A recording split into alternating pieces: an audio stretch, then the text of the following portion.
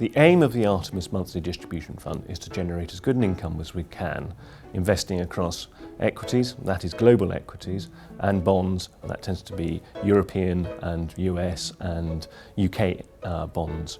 So a broad range of both equities and bonds within the portfolio.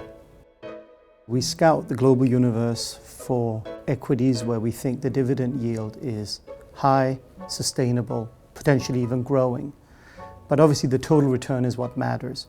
So on top of the dividend and the income we can get, we also try to find stocks that we think are cheap and where we can get some kind of return on the equity that we hold over time.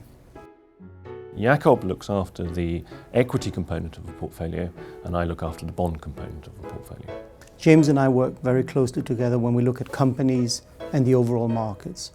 When we look at a company, we say, do we want to own the bond? Is that where we think we can get the best income? Or do we want to own the equity? When we look at markets, we say, do we want to have bonds or do we want to have equities? Which currency exposures do we want? Which country exposures do we want? And it's that approach where we look at different asset classes, different countries, different regions and different sectors that gives us the opportunity to have a good risk reward on the assets within the fund. Our bias tends to be towards those, the higher yielding bonds, purely because we're looking to generate a monthly income.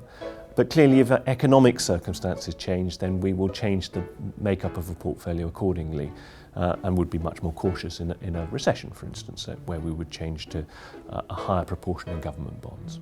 But yes, we have a broad range, and that is a global range as well, so both in Europe and in the US and obviously in the UK as well.